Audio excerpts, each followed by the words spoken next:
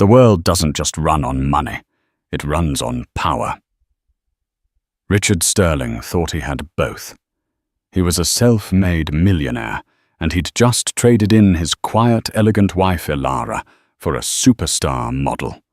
He was on top of the world, flaunting his new life in the $80 million oceanfront mansion he'd built as his monument. But Richard made one fatal mistake. He thought his wife's family was just old news. He forgot that while millionaires build houses, dynasties build empires, and they can tear them down just as easily. The Southampton air was different. It wasn't just clean, salt-tinged air. It was, as Richard Sterling liked to say, filtered by wealth. And his new home, a towering structure of glass, white marble, and reclaimed Brazilian teak, was the filter. He called it the Sterling Point, a 15,000-square-foot behemoth that jutted out over the dunes, defying the very ocean it overlooked. It was a house built not for comfort, but for page 6. Tonight it was performing its function perfectly.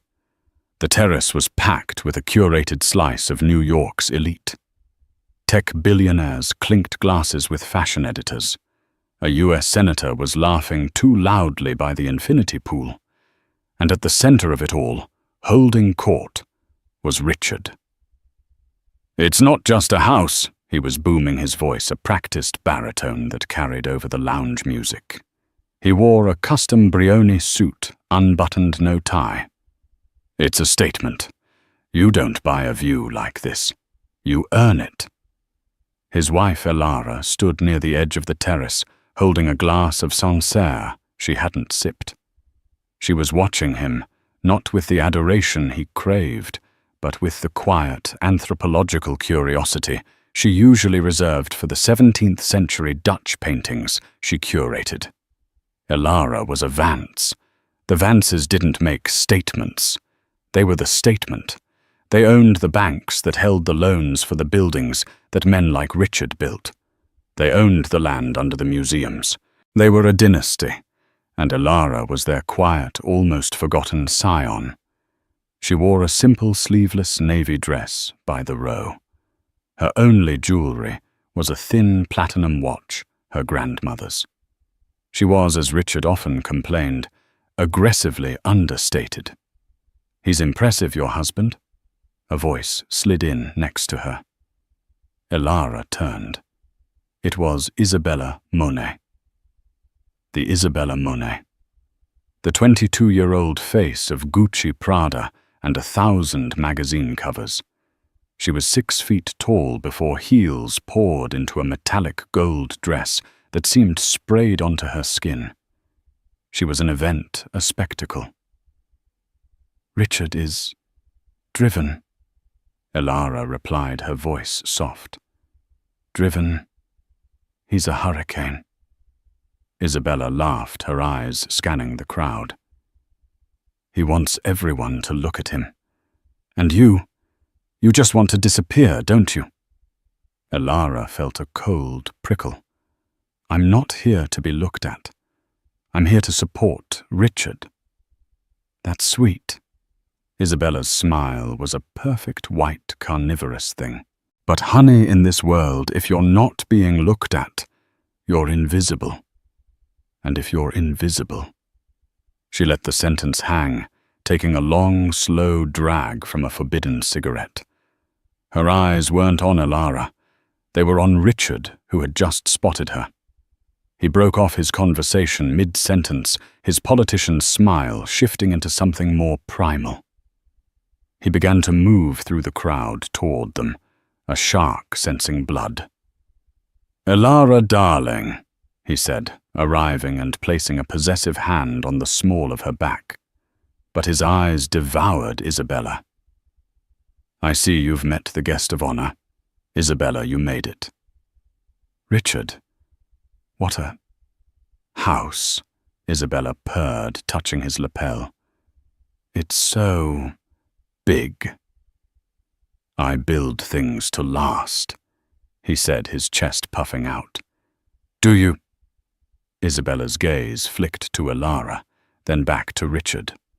Elara watched the exchange. It was so blatant, so lacking in subtlety, that it was almost boring. This was not the discreet old-world infidelity she'd been raised to expect. This was a hostile takeover. "Richard," Elara said, her voice cutting through their little bubble. "Mrs. Vanderbilt is leaving. You need to say goodbye." Richard's face tightened. He hated being reminded of social niceties. He hated for a split second that Elara was better at this than he was. "Right, of course." He nodded curtly at Isabella. "Don't go far." As he walked away, Isabella turned to Elara. "He's amazing. A real man. Not like those bony boys from your world, the ones who look like they've never seen the sun." "My world?" Elara asked. "Oh, come on." "The Vances, the Dynasty," Isabella said with a mock reverent tone. "All that dusty old money, all those rules. Don't you ever just want to scream, buy something tacky, live a little?" "My family values privacy," Elara said, finally, taking a sip of her wine. "Privacy is just a word for people who are afraid to be famous," Isabella replied. "Richard isn't afraid. He's building an empire. I'm just here to be his empress." The words hung in the air. His empress. Not an empress. Elara looked at the 22-year-old, a girl who had mistaken fame for power and attention for respect. Then she looked at her husband, a man who had mistaken his millions for her family's billions. "Well," Elara said, setting her glass down, "the job is open." She walked away, leaving Isabella momentarily speechless. Elara moved through the party, a ghost in navy blue, navigating the groups of people who were all there to worship at the altar of Richard Sterling. She knew with a certainty that settled like a stone in her stomach that her marriage was over. Richard hadn't just built a house. He had built a monument to his own ego, and she knew better than anyone that monuments could be torn down. The party was a grotesque success. It was written up in Vogue Tatler, and most importantly, to Richard Forbes. The headline was, "The New King of the Hamptons, Richard Sterling's $80 million statement." 2 weeks later, the smell of victory and Isabella's Frederick Malle perfume was still clinging to the curtains in the master bedroom when Richard finally delivered the blow. He didn't do it with shame. He did it with pride. "Elara, we need to talk," he said, straightening the knot of his Hermes tie in the reflection of the floor-to-ceiling glass wall that overlooked the Atlantic. It was 7 a.m. He was already dressed for war. Elara was in the adjoining dressing room, a massive custom-built space he'd designed lining up her shoes. She preferred her simple Repetto flats. He had tried and failed to get her into Christian Louboutin stilettos. "Are we?" she asked, not looking at him. She placed a pair of beige flats into their slot. "I'm not happy. I haven't been happy for a long time," he announced, as if reading from a script. "You're a wonderful woman, Elara. Your class, your elegance. But I'm not that man anymore. I'm not quiet." "I've never known you to be quiet, Richard," she said, her voice dry. He ignored her. "I'm a builder. I'm a creator. I need passion. I need fire. I need someone who sees me, not just my bank account." This was the line that finally made her stop and turn. The absurdity of it was breathtaking. She, Elara Vance, whose family trust fund could buy and sell Sterling properties 10 times over without noticing the transaction fee, was being accused of being a gold digger. "And you found that fire?" she asked. Yes, with Isabella. He said her name with a flourish. She's alive. She understands the drive. She wants to build this empire with me. I see. Elara walked past him and sat on the edge of the bed, a vast, custom-made platform that Richard had boasted was earthquake-proof. She looked small against its imported suede headboard. "So I'm leaving you," he said. "I'm in love with her, and she's in love with me." "And the house?" Elara asked, her gaze drifting to the ocean. Richard's face hardened. This was the part he had rehearsed. This was the negotiation. "The house is mine, Elara. I designed it. I built it. My name is on the company that holds the deed. It's a non-marital asset. My lawyers have been very clear on that." "I'm not talking about the deed, Richard. I'm talking about the statement." "It's my statement," he snapped, his insecurity flaring. "And I'm not going to be bled dry by you. I know how this works. You with your quiet, judgmental family. You'll try to take half. Well, it's not happening." He began to pace, his adrenaline pumping. "I'll be generous, of course. I'm not a monster. I'll let you keep the apartment in the city." Elara had to suppress a laugh. The apartment was a 10-room pre-war masterpiece on Park Avenue that had been in her family since 1926. It was currently loaned to the French consulate. The apartment she lived in with Richard was a penthouse in Tribeca, also his. "Richard," she said, standing up, "I want nothing from you." He stopped pacing. "What?" "I said I want nothing. Not your apartment. Not your art, which is frankly terrible. And certainly not this." She gestured around the cavernous, cold bedroom. "I want my clothes, my books, and my grandmother's desk. That's all." Richard was thrown.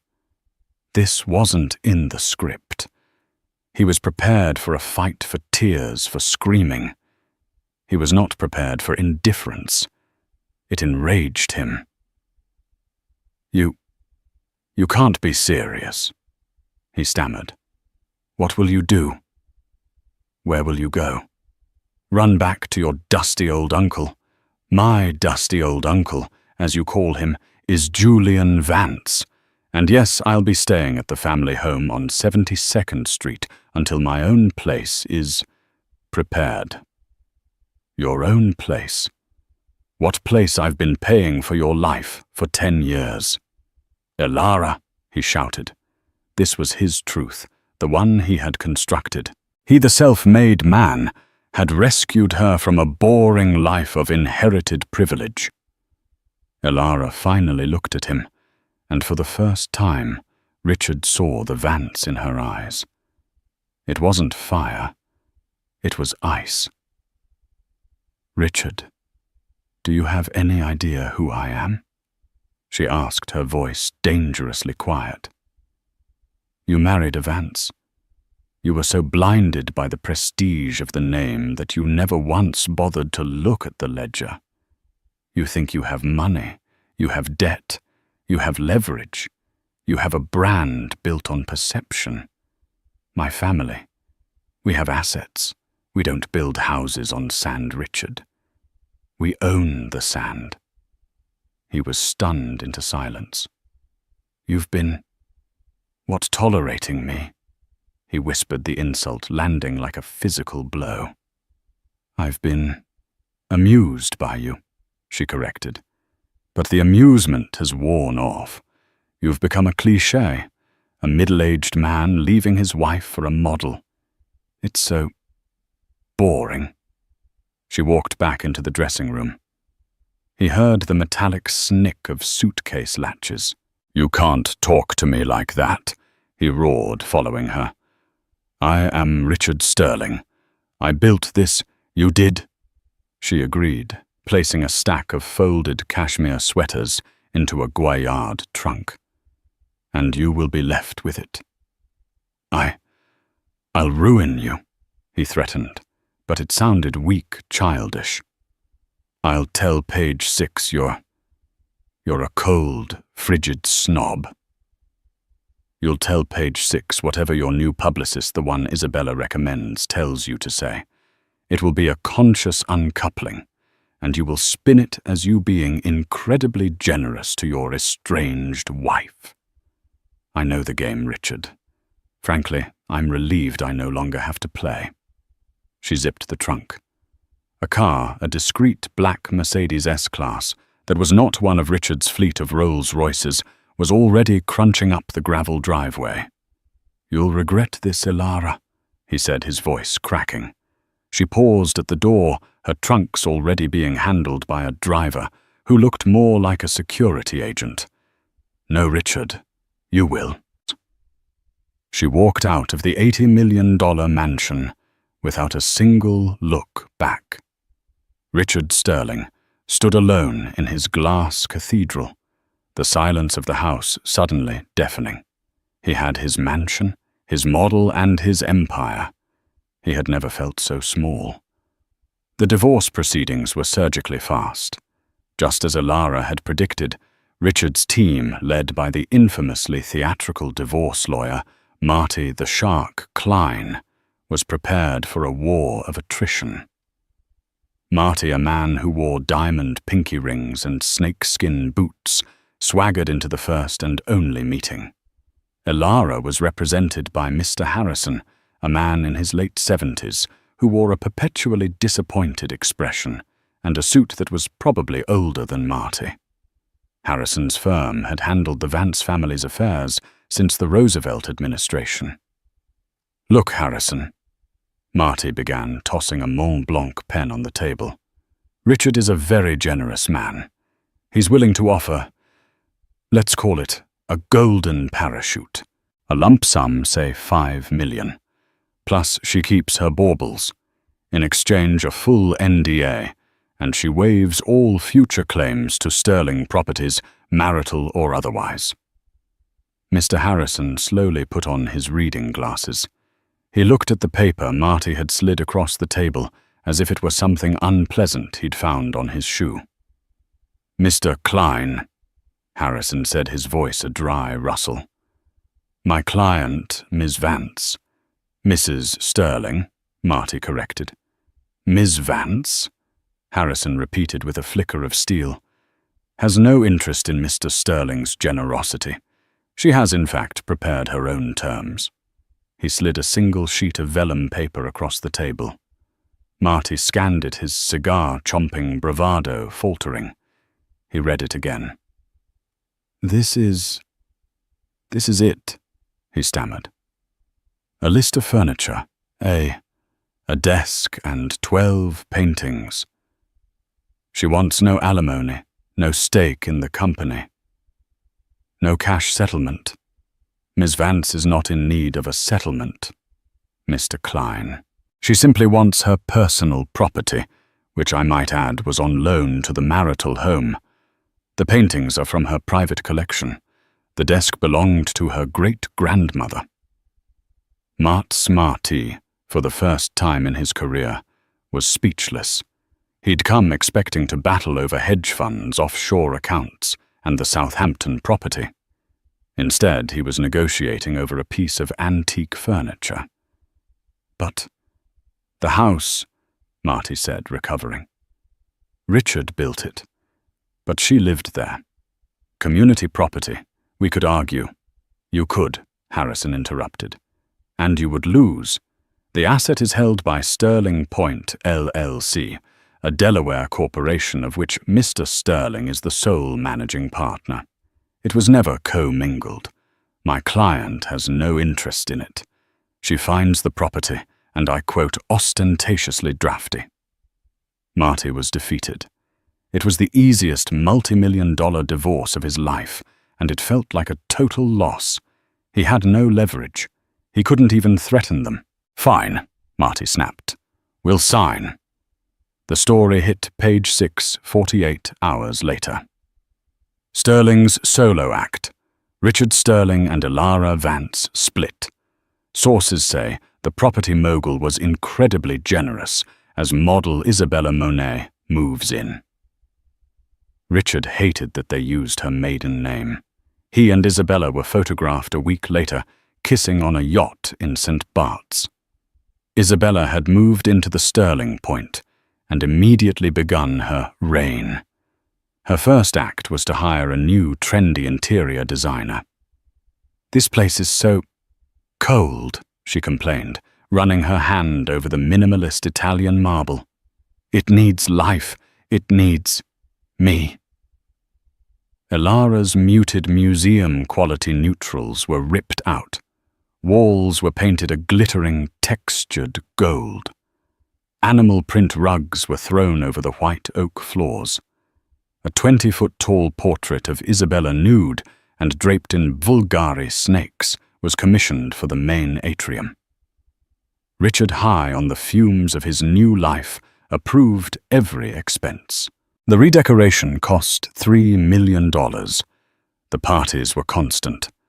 Dom Perignon flowed not by the bottle in their circles, but by the case. Isabella's friends, a flock of influencers, models, and DJs, descended on the house every weekend, documenting every vulgar detail for their millions of followers.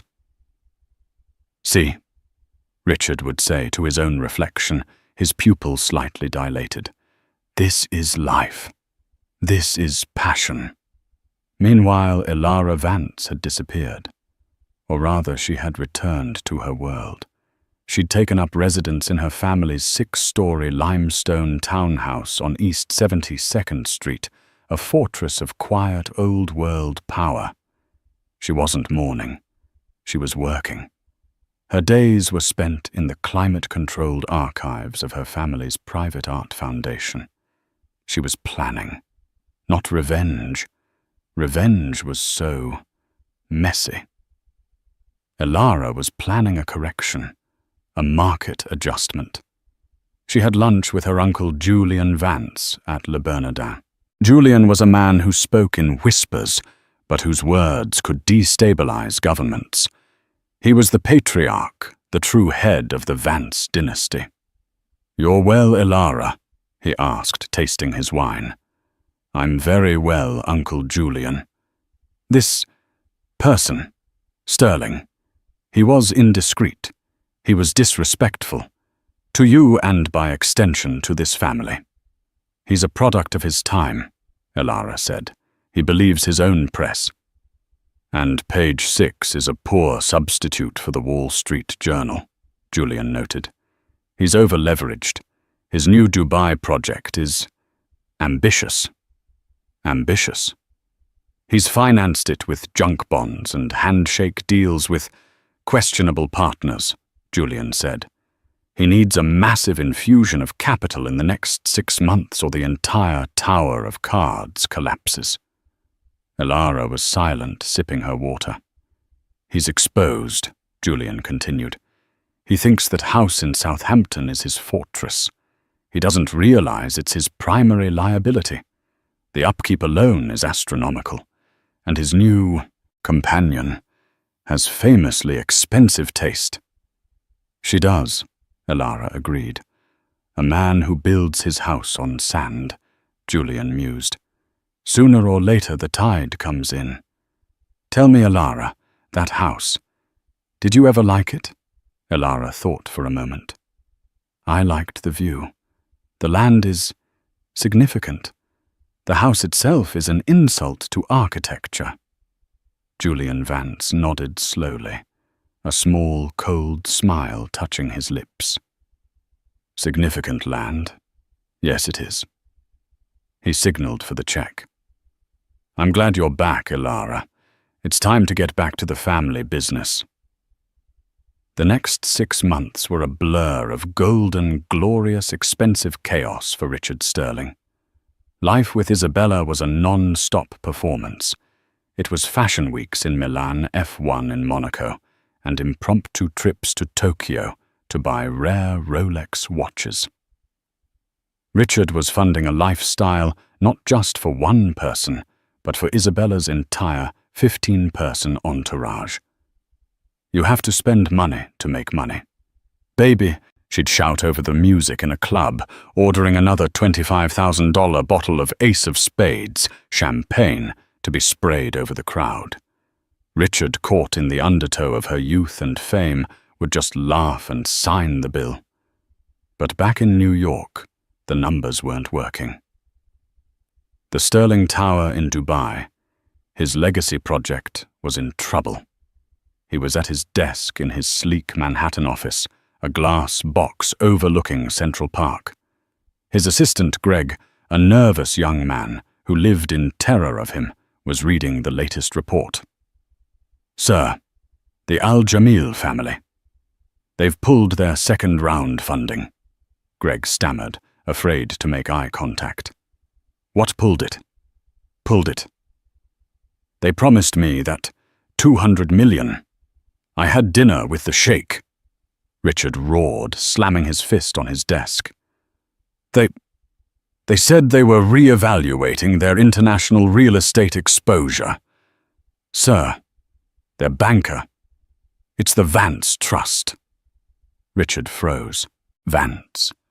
What the hell does Elara's dusty old family have to do with my Dubai deal? They don't, exactly. But the Vance Trust holds the note on the Al-Jamil family's London properties. The word is the Vances advised them to pull back from high-risk developments. High risk, I'm high risk. Richard was vibrating with rage. I'm Richard Sterling. I'm the safest bet in the world. Sir, without that 200 million, we can't make the next construction payment. The entire project will halt. The penalty clauses are staggering. "Get me a loan," Richard shouted. "Call Goldman. Call JP Morgan. Use the Sterling point as collateral.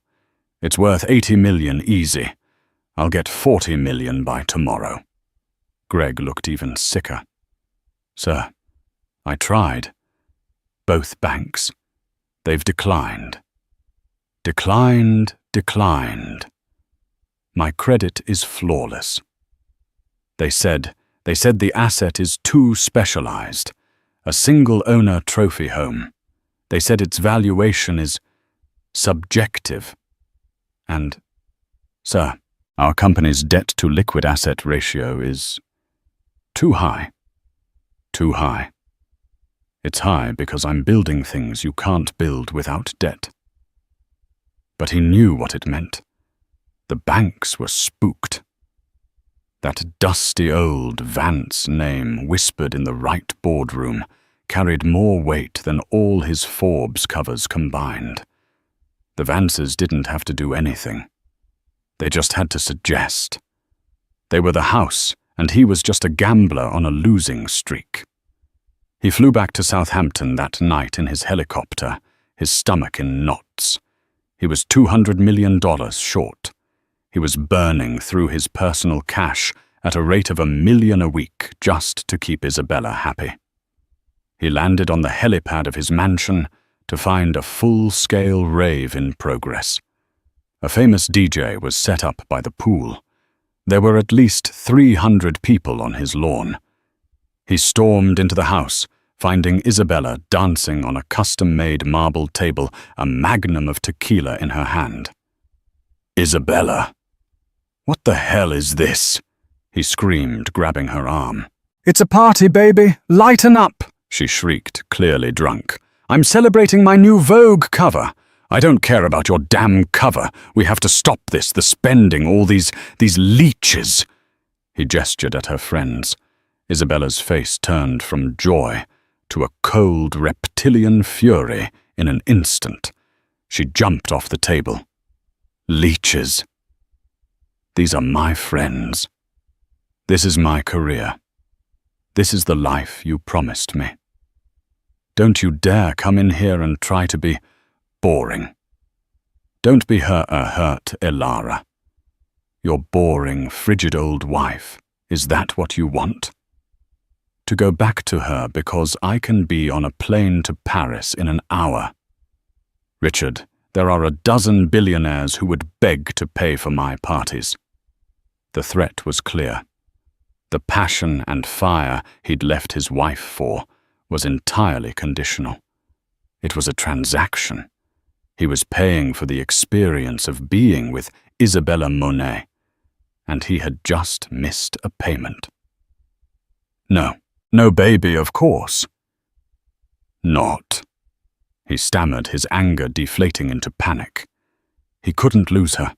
Not now. Losing her would be a public admission that he'd failed. It would be the final humiliation.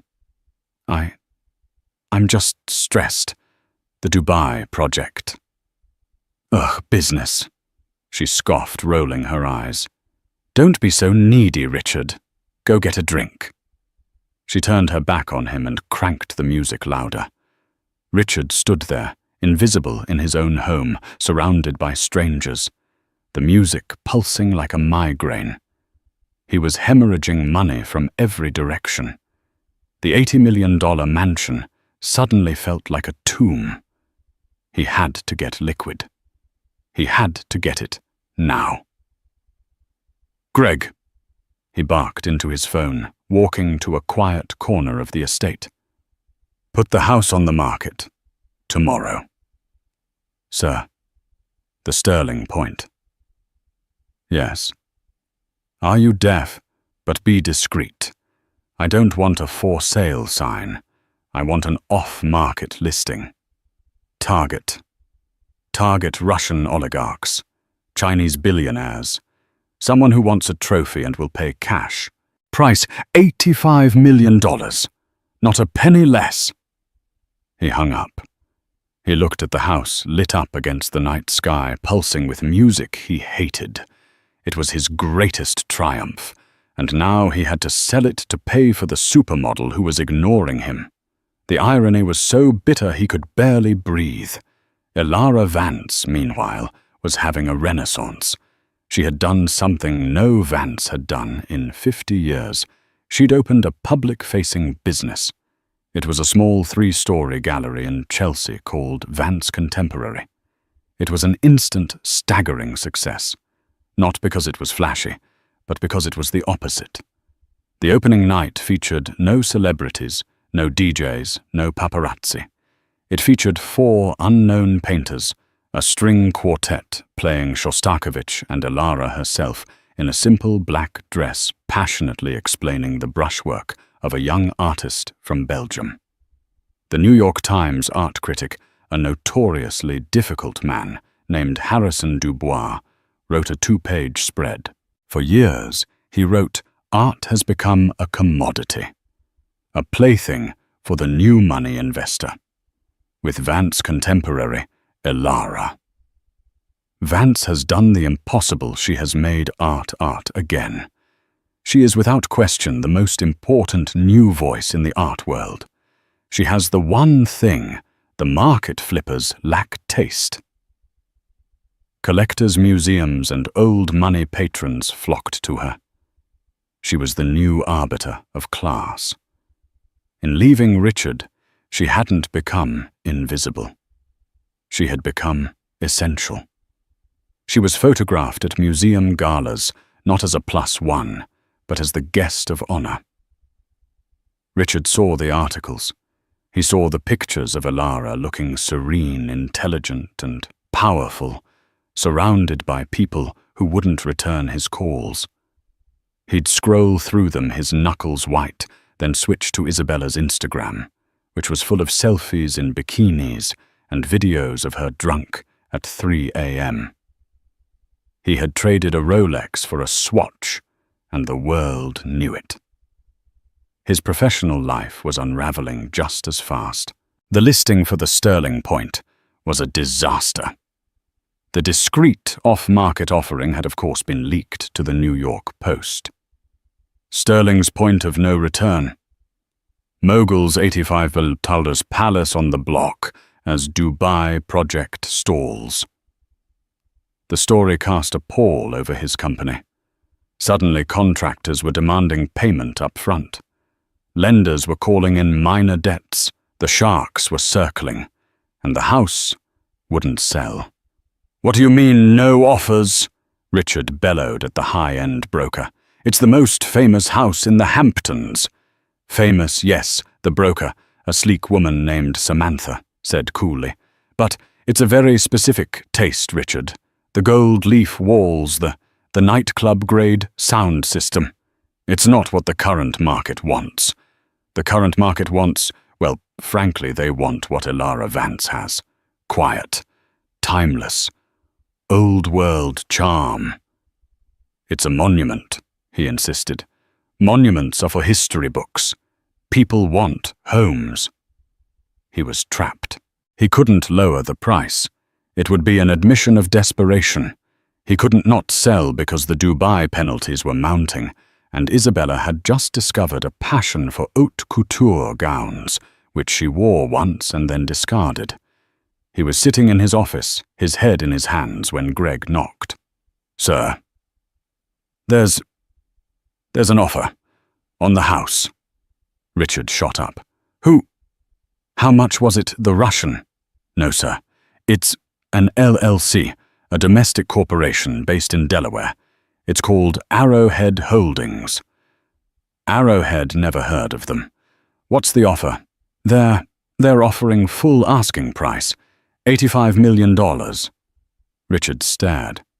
"Full asking in this market?" "Yes, sir. And—" Greg paused, checking the paper. "All cash. They waive all inspections, and they want to close in 10 days. It was a miracle, a lifeline. He was saved. "Take it," Richard yelled. "Take it. I don't care if it's the cartel draft the papers. Get it done. Now." "Yes, sir," Greg scrambled out. Richard poured himself a massive glass of Macallan 25. He was back. He was Richard Sterling. He'd done it again. He'd stared into the abyss, and he hadn't blinked. He picked up his phone to call Isabella to tell her they were going to celebrate. She didn't answer. Her Instagram story showed she was in Paris at a fitting at the Chanel atelier. "Oops," the caption read. A picture of a $100,000 dress was next. He didn't even care. He was $85 million richer. He could pay for the dress. He could fund Dubai. He was back. The closing was set for the following Friday. Richard, in his arrogance, planned one last "fuck you" party at the mansion for the night before. He would drain the cellars, trash the place, and hand the keys to the anonymous buyers in the morning. Elara heard the news from her uncle. "Arrowhead Holdings has an accepted offer," Julian said over the phone. He was at his desk looking at a painting of a naval battle. "Is it done then?" Elara asked. She was at her own gallery, prepping for a new show. "Almost. The rat has taken the cheese," Julian said. "He's planning a party, a final desecration. I think it's time to finalize the transaction. Publicly." "What do you mean? The house is yours, my dear. Or rather, it's the foundation's. I thought you might like to be there for the final walkthrough. After all, you have to accept the keys." A slow smile spread across Elara's face. "Uncle Julian, you are a menace. I am a Vance, Elara. As are you. We protect our own, and we tidy up. I'll send a car for you on Friday, 10 a.m. Wear something appropriate." The party was apocalyptic. Richard, flush with the impending $85 million, had decided to burn the house to the ground, metaphorically. He flew in Tiesto to DJ. He hired the entire staff of Nobu to cater. He told Isabella to invite everyone, and she did. By 3 a.m., the house was a wreck. A rented Lamborghini was in the infinity pool. The new animal print carpets were stained with wine and ash. Someone had inexplicably spray-painted Isabella's palace on the white marble wall of the atrium. Richard didn't care. He was drunk victorious and surrounded by beautiful, shallow people. He felt like a Roman emperor. "To me," he toasted, standing on the bar, champagne pouring down his shirt. To Richard F. King Sterling. To Richard, they all screamed back, none of them knowing or caring that he was a hair's breadth from total bankruptcy. When the sun rose, the scene was one of utter devastation. The staff, paid triple, were trying to scrub the evidence away. Richard was passed out in a cabana. Isabella was long gone, having left with a musician for an after-party. At 9 a.m., Greg, his eyes twitching, had to physically shake his boss awake. Sir, the buyers. They're here. The final walkthrough is at 10 a.m. Ugh. What? Richard sat up, his head splitting. They're here. Why so early? It's 10 a.m., sir. As scheduled. Fine. Richard splashed water on his face, put on a pair of sunglasses, and swallowed 4 aspirin. He was still in his tuxedo from the night before. Let's get this over with. Give me the keys. I'll meet them. Get the check, and we're gone. He stumbled out onto the grand driveway, which was littered with confetti and broken glass. He saw a car approaching, but it wasn't the Maybach or Rolls-Royce he expected from a billionaire buyer. It was a 1960s Bentley S2 Continental. A quiet, elegant, old money car, painted a discreet shade of dark green. It crunched to a halt. A driver in a simple black suit got out and opened the rear door. Out stepped Mr. Harrison, his ancient, judgmental lawyer. Harrison, Richard barked, confused. What the hell are you doing here? Mr. Sterling, Harrison said, with a sniff of disdain looking at the debauchery. I am here representing the buyers. The buyers you, who is it, who is Arrowhead Holdings? A second person emerged from the car. It was Elara. She was wearing a cream-colored Loro Piana cashmere coat and simple trousers.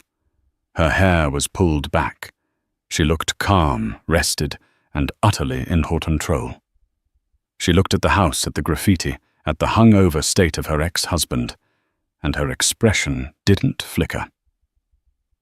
Elara, Richard whispered. His blood ran cold. The aspirin, the champagne, the victory, it all curdled in his stomach. Richard, she said, her voice even. You've been busy. You bought my house, he stammered, a laugh bordering on a sob escaping his lips. You bought this to... What? To get back at me. You spent $85 million to spite me. He was grasping, trying to find a narrative where he was still the main character. Don't be ridiculous, Richard, Elara said, as if speaking to a child. I didn't buy your house. I don't have $85 million in liquid cash. That's your game. Then, who? Arrowhead Holdings, she said, is a subsidiary of the Vance Family Foundation. The foundation did buy your house, or rather, as I told my uncle. They bought the land, the view.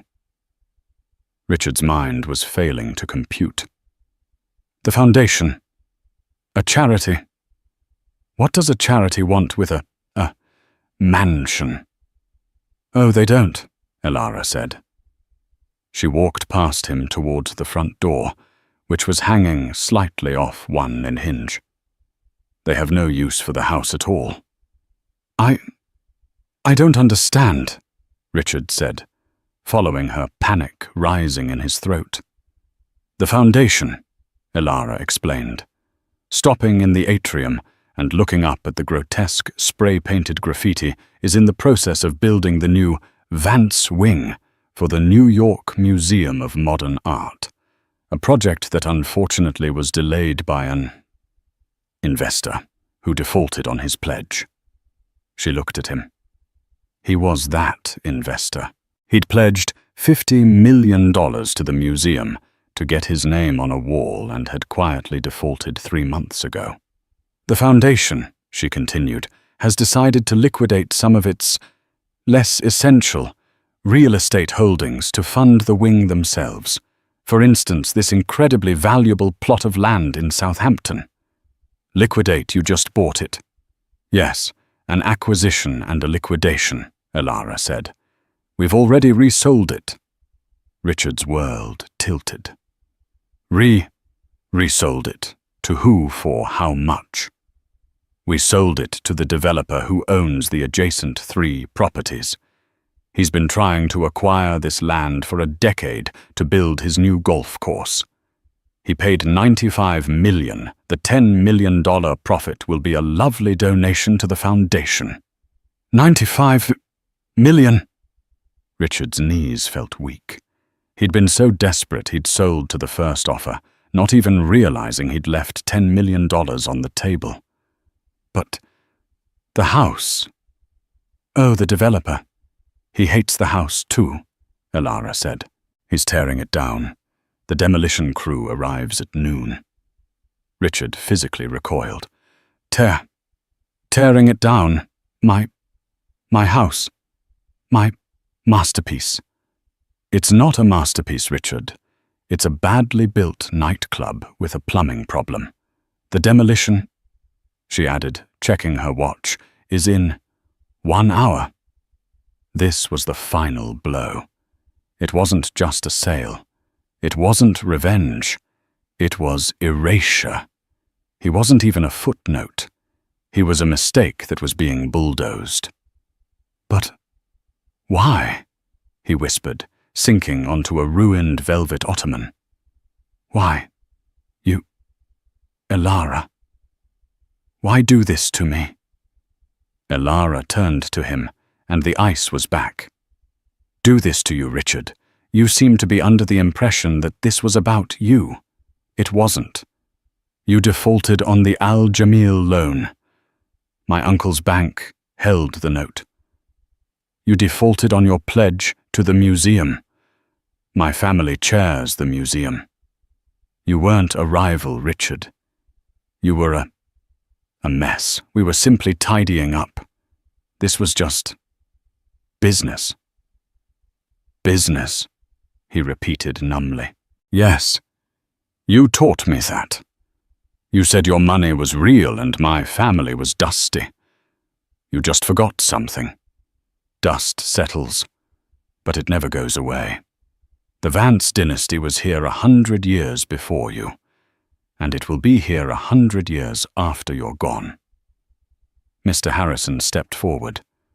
Mr. Sterling, the funds have been wired to your account, minus the $50 million pledge you defaulted on to the museum, for which the foundation graciously covered your debt, and of course the closing costs and the $50,000 fee for cleaning this. Richard looked at his phone. A wire transfer alert. The $85 million had become $34.9 million. Enough to stop the immediate bleeding on the Dubai project, but not nearly enough to save it. It was a mortal wound. You bitch! He spat the word, lacking any force. Elara didn't even flinch. Goodbye, Richard. I hope you find the fire you were looking for. She turned and walked out the door, stepping gracefully over a shattered baccarat vase. Richard Sterling sat alone in the ruins of his $84 million monument, the sound of the ocean drowned out by the approaching rumble of bulldozers. He didn't move. He just stared at the wall where Isabella's palace was already starting to peel. He collapsed, not a physical faint, but a complete, hollow-eyed spiritual surrender. He just gave up. The demolition of the Sterling Point was efficient and brutal. By 4 p.m. it was rubble.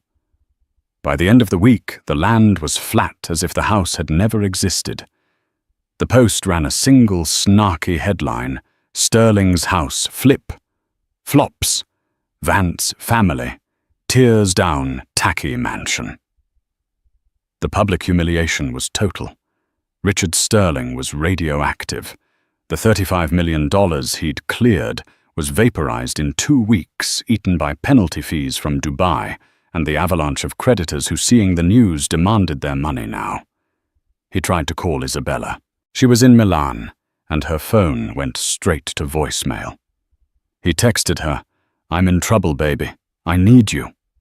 She texted back 5 hours later, "Richard, I'm sorry. I can't be with a man who isn't successful. It's bad for my brand. My publicist will release a statement. I wish you the best." He was in his rented Tribeca penthouse. The lease was up in 30 days when he saw her Instagram post. She was on a yacht in Lake Como with the Al Jamil Sheikh. "New Horizons," the caption read. Richard threw his phone against the wall. It shattered. A week later, Sterling Properties filed for Chapter 11 bankruptcy. The Dubai Tower was seized by his partners. His Manhattan office, his fleet of cars, his Tom Ford suits, all were seized by the bank. He was, for the first time since he was 20 years old, completely and totally broke. He was worse than broke. He was in debt, and his name was toxic. Elara Vance read the news on Bloomberg while sitting in her office at the Chelsea Gallery. She was reviewing the catalogue for her next show, New Perspectives in Postmodern Sculpture. Her assistant knocked. "Miss Vance, Mr. Richard Sterling is here to see you." Elara looked up, surprised. "Here? Yes, he doesn't have an appointment. He looks unwell." Elara considered it for a moment. "Fine, send him in, and bring 2 coffees." Richard entered. He was a different man. His suit was wrinkled, his face was gaunt, and the arrogant fire in his eyes was gone. He was just a tired, defeated man. "Elara," he said, his voice hoarse. "Richard, this is a surprise," she said, gesturing to a chair. He sat. I don't know why I'm here," he said, staring at his hands. "I guess I wanted to ask what Richard for money for. What pity. I want to know. Was it all a lie?" he whispered. "Our 10 years. Did you ever love me? Or was I just amusing?" Elara looked at him, and the ice in her demeanor softened just slightly into a cold, clear water. "I did love you, Richard. Once. A long time ago. I loved your drive, your energy. I loved that you weren't like the boys I grew up with. You built things. I admired that. Then why? Because you stopped loving me," she said, her voice firm. "You stopped seeing me. You saw Vance. You saw a trophy. And when that wasn't shiny enough, you traded it in for a different one. You didn't just leave me, Richard. You dismissed me. You dismissed my family, my life, my worth. You stood in the house my family's name helped you build, and you told me I was nothing without you." She leaned forward. All of this, she gestured to the bankruptcy news on her screen. "This wasn't my uncle. This wasn't my family. This was you. My family just let it happen. They removed the safety net you never even knew you had. You built your empire on a foundation of Vance credit, Vance connections, and Vance tolerance. When you betrayed me, you didn't just lose a wife. You lost your entire infrastructure." Richard just stared, the full, devastating truth finally landing. He hadn't been a self-made man. He had been a sponsored one. What do I do now?" he asked, a broken man. "I don't know, Richard," Elara said. She pushed one of the coffees toward him. "You're a builder. You said so yourself. So, build. Start over. This time, build it on rock, not sand. He looked at the coffee. He looked at her. She was a queen in her own right, secure, powerful, and fair. He stood up, not touching the drink. "Goodbye, Elara," he said. "Goodbye, Richard." He walked out of the gallery, past the priceless art, and onto the street. He was just a man in a rumpled suit. He had no car, no home, no one. He started walking with no destination in mind. 1 year later, the Southampton landscape had changed. Where the Sterling Point had once stood, there was now a sprawling, beautiful one-story public art pavilion. It was called the Vance Pavilion for the Arts. It was a masterpiece of glass fieldstone and light designed by a Pritzker prize-winning architect. It housed a rotating collection of sculptures and offered free art classes to the community. Its gardens, which ran down to the ocean, were open to the public. Elara Vance was at the opening ceremony. She wasn't in the spotlight. She was in the crowd watching a group of local children learning to paint the ocean. Her uncle Julian stood beside her. "It's beautiful, Elara," he said. "A much better use of the view." "It is," she agreed. "It feels right." The New York Times ran a glowing piece on it. A monument to generosity. How Elara Vance turned a symbol of 21st century excess into a beacon of public culture. She had taken Richard's monument to ego and transformed it into a legacy of culture. In Milan, Isabella Monet was photographed arguing with the Al-Jamil Sheikh, who had just traded her in for an even younger 19-year-old influencer from Russia. Her Vogue covers had dried up. She was last seen hosting a Red Bull promotion on a beach in Ibiza. Her fire had burned out. And Richard Sterling. He was in Austin, Texas. He was working as a junior project manager for a small commercial construction firm. He lived in a rented one-bedroom apartment. He was driving a Ford Focus. He was in fact building. He was starting over. He kept a small laminated clipping in his wallet. It wasn't of his old Forbes covers. It was the article about Elara's new pavilion. He was at a building site in a hard hat, yelling at a contractor about rebar, when his phone rang. It was an unknown New York number. He answered. "Sterling?" "Richard, it's Elara." He froze. "Elara? Wow. Hello." "Hello. I heard you were in Austin, that you were building again." "Yeah, small stuff, office parks, but it's honest work," he said. "I know," she said. "My foundation. We're funding a new low-income housing project in East Austin. We need a senior manager, someone who knows how to build but who also knows what it's like to lose it all. Someone who'll build it right." Richard was silent. He couldn't speak. "It's a job, Richard," she said, her voice not cold, not warm, but clear. "If you want it, it's a chance to build something that lasts." He looked at the dusty blueprint in his hand, then at the sky. He had lost his mansion. He had lost his wife. He had lost his Montpellier, but in the ruins he'd found a single, tiny, buried seed.